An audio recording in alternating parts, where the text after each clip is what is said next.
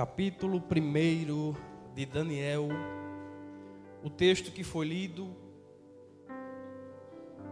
do verso 6 ao 8.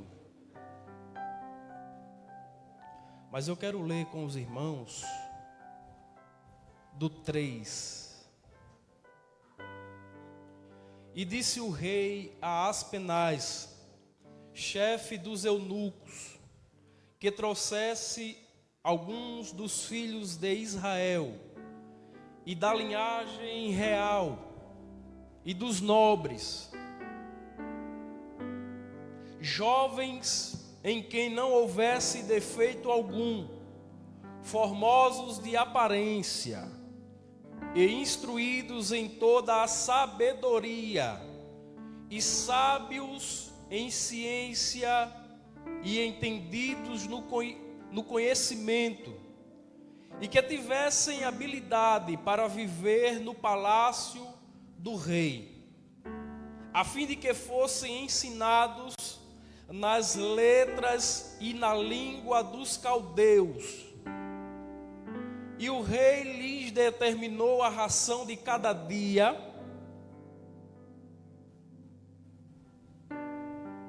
da porção do manjar do rei e do vinho que ele bebia, e que assim fossem criados por 3 anos, para que o fim deles pudessem estar diante do rei. E entre eles se achavam dos filhos de Judá, Daniel, Ananias, Misael e Azarias. E o chefe dos eunucos lhe propôs outros nomes, a saber a Daniel pôs o nome de Beltesazar, e a Ananias o de Sadraque, e a Misael o de Mesaque, e a Azarias o de Abednego. Versículo 8. E Daniel assentou no seu coração não se contaminar com a porção do manjar do rei, nem com o vinho que ele bebia. Portanto, pediu ao chefe dos eunucos que ele concedesse não se contaminar. Somente esses versículos.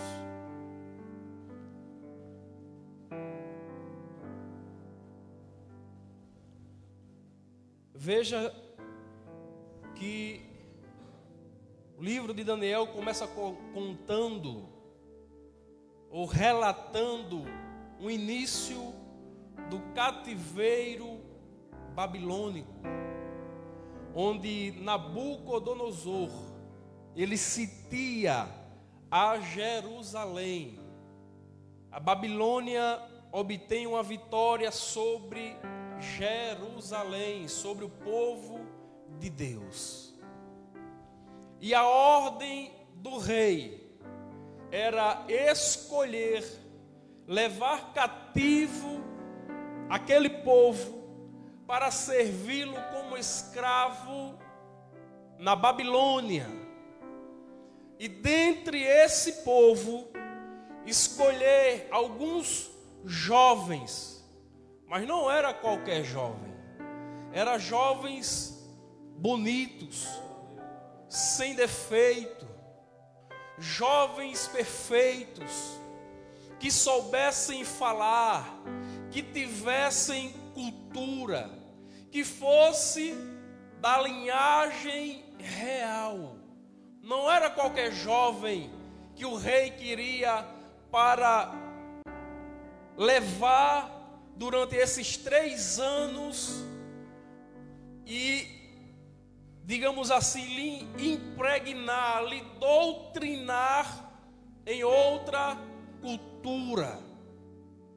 Agora, se a gente for percorrer a Bíblia, na carta que Pedro escreve, na 3ª carta, no capítulo 3, ele diz que eu e você, nós somos sacerdócio real, um povo eleito, povo adquirido, nação santa.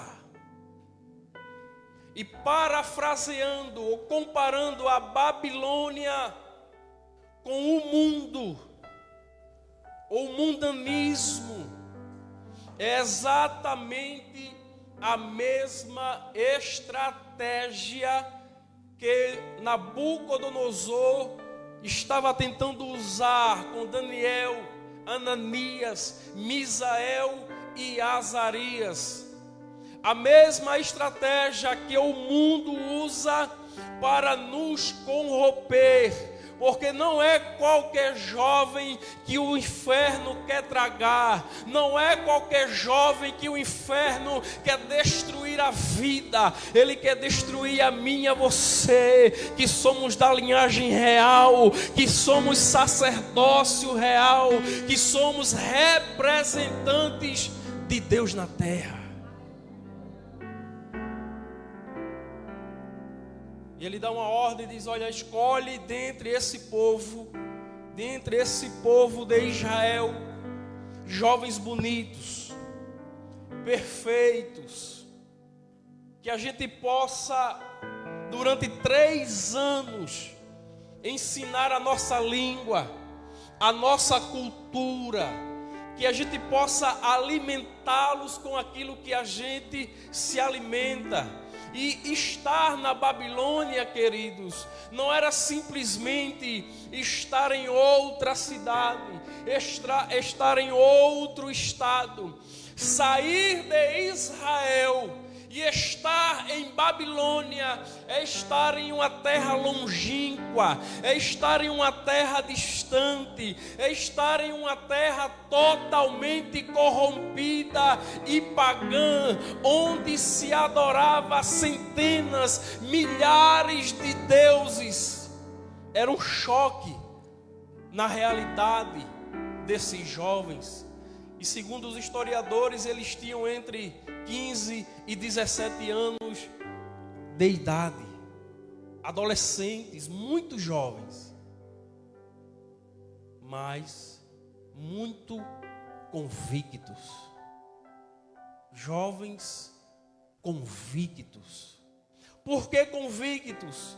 Porque quando eles são levados cativos para a Babilônia, eles estão distantes de casa, estão distantes de seus pais, eles estavam distantes de toda a sua cultura, a cultura judaica, de todos os preceitos de como servir ao único Deus. Estavam em uma cultura totalmente diferente, corrompida, prostituída. E manter a identidade longe de casa, sendo jovem, longe dos pais, longe do pastor, parafraseando, onde a igreja não vê, onde a gente pode ter a liberdade de fazer tudo aquilo que a gente quer, a liberdade de fazer o que aquela terra, o que o rei nos oferece, manter a identidade.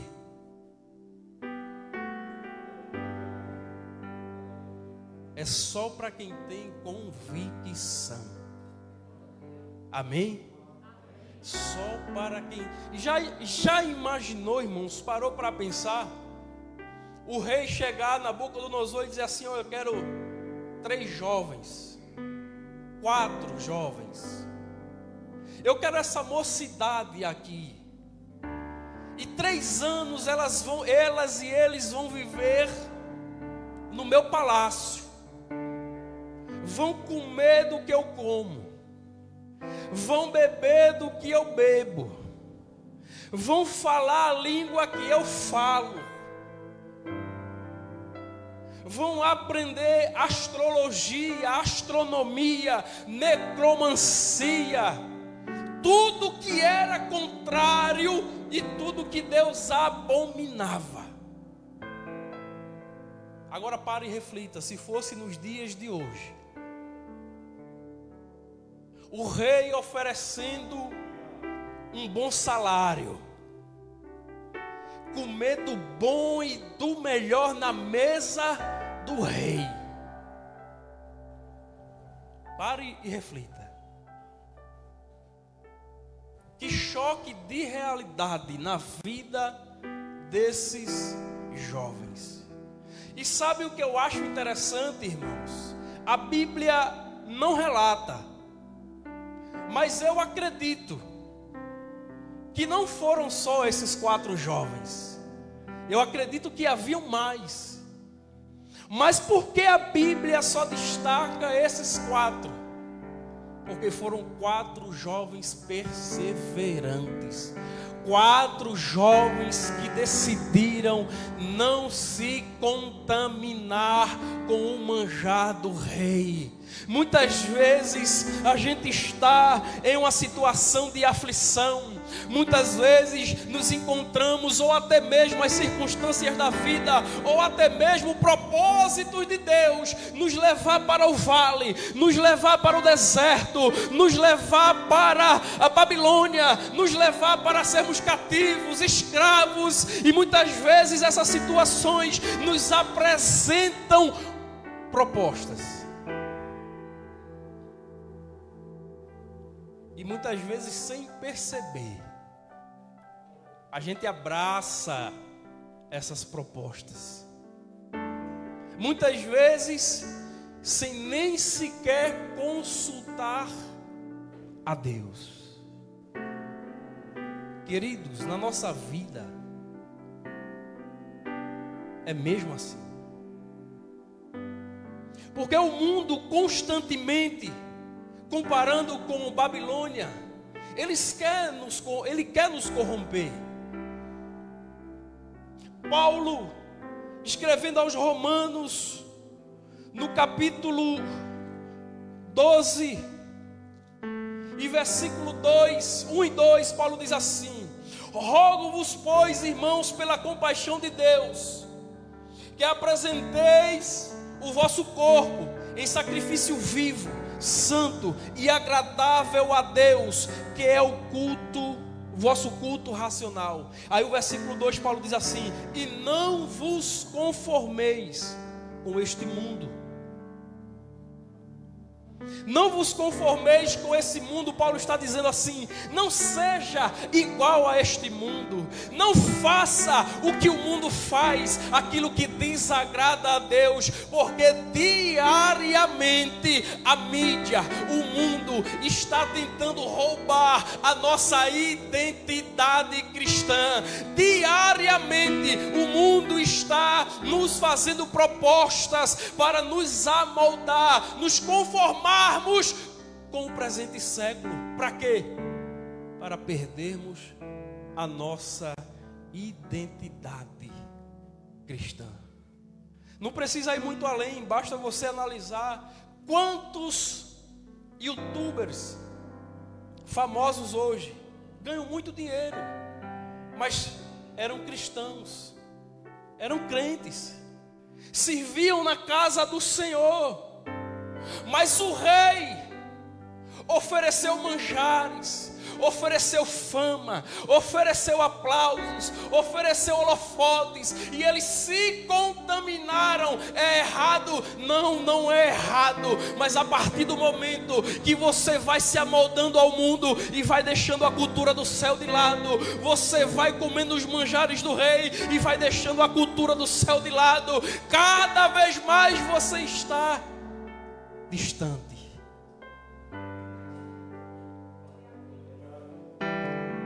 Mas interessante é que Daniel diz assim, a Bíblia diz assim: Daniel assentou no seu coração não se contaminar com a porção do manjar do rei, nem com o vinho que ele bebia.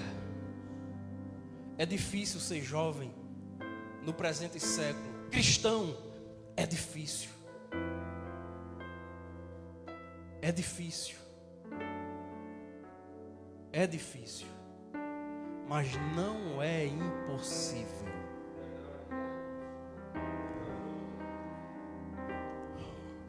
Eles aprenderam a linguagem de Babilônia. não se contaminaram com o manjar do rei. Eu acho interessante é que a Bíblia diz que depois de 10 dias,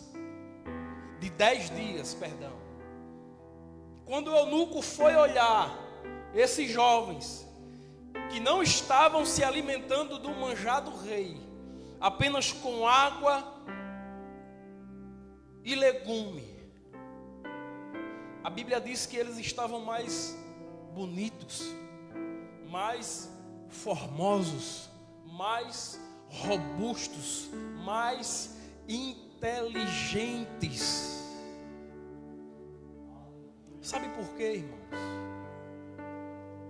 Porque o mundo olha para mim, para você e acha que a gente come uma comida sem graça, sem sal. Muitas vezes o mundo olha para a gente e diz assim: como é que pode? Tão jovem, perdendo a vida, perdendo o tempo, andando de terno, andando com a saia longa. Use a sua roupa do jeito que você quiser e deixe a gente usar da gente. Muita gente não entende porque a gente vive, a gente anda com a Bíblia, a gente vive meditando na Bíblia. Sabe por quê? Porque está aqui o legume e a água que eu e você precisamos para sobressair desse mundo. Enquanto os outros estavam lá na mesa do rei, comendo a ração do rei, a porção, os manjares do rei, Daniel, Ananias, Misael e Azarias estava comendo legume e água, legume e água, legume e água, jejum e oração, palavra, meditando na palavra de Deus, não aceitando se contaminar com os manjares do rei. Aleluia, aleluia. Quer milagre? Você não precisa de um pregador para vir animar, para vir avivar. Quer milagre? Você não precisa de um cantor. É muito bom, mas não precisa. Quer milagre na sua casa? Quer vencer o pecado? Quer ser vitorioso? Legume e água, legume e água. Quem quer legume e água nesta noite? É legume e água, é jejum e oração, é a palavra de Deus, é meditar na palavra, é descer em oração, é consagração, é estar na presença de Deus mediante o que o mundo oferece. Neemias estava triste porque chegou um parente dele chamado Anani, e Neemias foi conversar com ele e disse assim: como é que estão os que sobraram da nossa casa, do nosso povo lá em Jerusalém? Aí Anani começa a contar uma história triste, dizendo: olha, os que sobraram lá estão morrendo de peste, morrendo de praga. As tribos inimigas, quando passam lá, eles matam o que sobrou.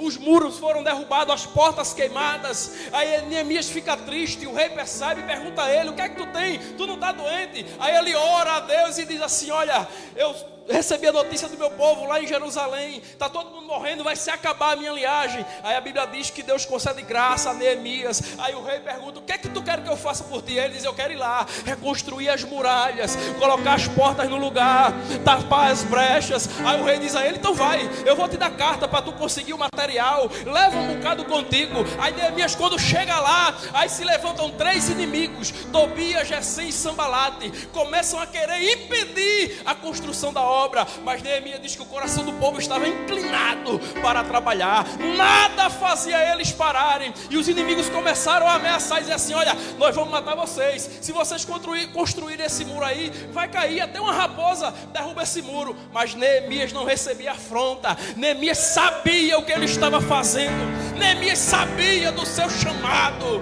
Aí os inimigos começam a dizer: então nós vamos matar todo mundo, nós vamos cercar vocês aqui e nós vamos matar. E Neemias diz assim: vai matar? Bora, pega a tua espada. É um com a colher de pedreiro trabalhando e com a espada na mão, é trabalhando com a mão e com a espada na outra, é trabalhando no mundo e vigiando, é de olho nas propostas do inimigo, é com a palavra que se vence o maligno. O inimigo tentou de tudo para fazer parar a obra. No final, quando ele não conseguiu, Neemias capítulo 6, aí a Bíblia diz que os inimigos da reconstrução viram que nada fazia eles pararem a obra, nada fazia eles perder a identidade de servos do Altíssimo. Aí o que foi que o inimigo fez? Fez uma proposta, mandou presentes, mandou chamar eles e dizer assim: olha, desce aqui para o vale, vamos fazer uma aliança, vamos fazer as pazes. Mas eu acho lindo quando em Neemias capítulo 6, versículo 3 em diante, aí Neemias manda dizer a ele, Neemias dá a resposta que eu acho lindo. Eles tentaram fazer de tudo para parar a obra, ninguém parou. Neemias sempre ali incentivando o povo, igual Daniel. Quando eles não viram que não iam parar a obra, eles tentaram a última estratégia: vamos tentar fazer aliança. Não tem um ditado aí fora, né, que diz que quem não pode, quando a gente não pode vencer o inimigo, junte-se a ele. Neemias mandou a resposta dizer: de jeito nenhum. Aí Neemias diz assim: eu estou envolvido em uma grande obra e não posso parar. Você está envolvido em uma grande obra, você não pode parar. Mantenha a sua identidade de cristão.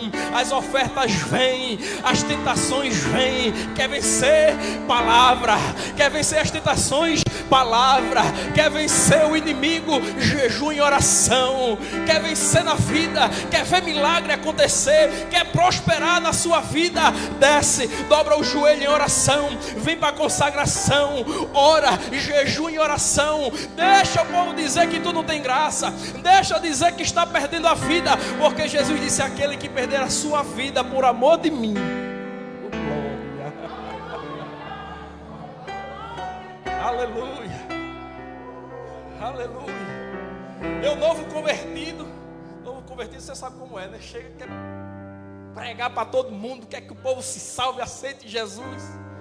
Aí eu cheguei numa roda, novo convertido, cheguei numa rodinha de amigos, que aí comecei a falar de Jesus.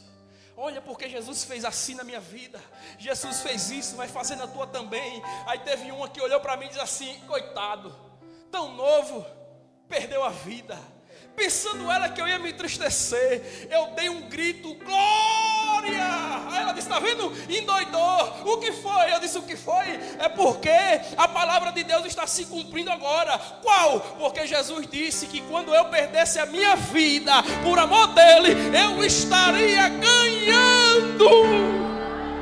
Aleluia. Perca a sua vida para o mundo, não vale a pena se contaminar com o manjar do rei.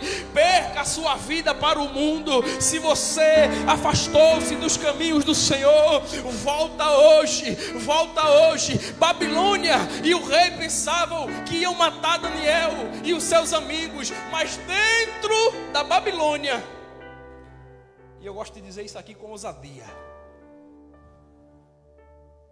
era como se eles estivessem dentro de um terreiro de feitiçaria. Mas lá dentro, eles fizeram um circo de oração. Aleluia, aleluia. Pode estar onde estiver, seja crente, mantenha a sua identidade, volte para os caminhos do Senhor. Se você pensou em parar, se você pensou em desistir, esta noite é noite de reconciliação, esta noite é noite de avivamento na tua vida, porque nada está perdido, nada está perdido.